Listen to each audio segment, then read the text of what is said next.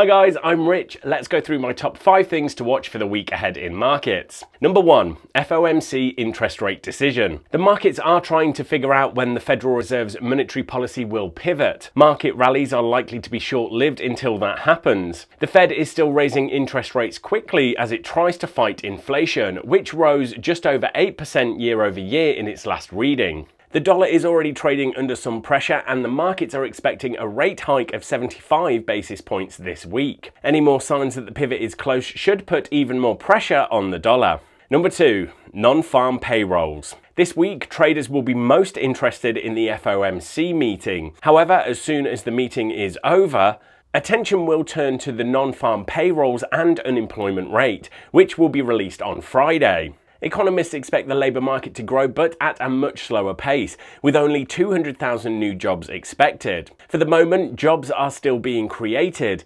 suggesting the economy can withstand the rate hikes, and that's keeping a floor under risky assets like stocks. Number 3, Bank of England interest rate decision. This week, the Bank of England has to decide how much to raise interest rates, even though it doesn't know what the government plans to do with taxes or how much it will spend. This comes after Jeremy Hunt delayed the timing of this year's autumn statement. Hence, the central bank won't be aware of how much the Treasury will attempt to reduce public spending. Hunt and Sunak running the economy without unfounded spending, while the BOE signals further hikes have been positive so far for Great British Pound US dollar. Number 4, Reserve Bank of Australia interest rate decision. Australian dollar US dollar is in focus as the Reserve Bank of Australia is thinking about whether or not to raise interest rates to stop prices from going up. Last week's sharp rise in inflation brought back worries about mortgage payments. Banks and other experts are betting that interest rates may be raised by at least 0.5% by year's end. But taking into consideration the reasons for the decision to go to 25 basis points in October, the RBA could opt to hike more often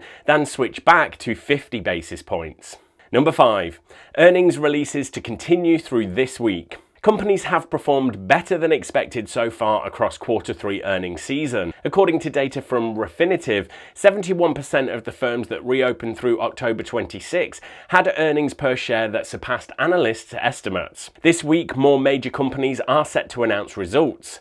Berkshire Hathaway, Pfizer, AMD, Devon Energy, PayPal and Airbnb are among the companies on the list. You can of course click on the link in the description below to see the full economic calendar with the previous month's data and the consensus expectation for this time.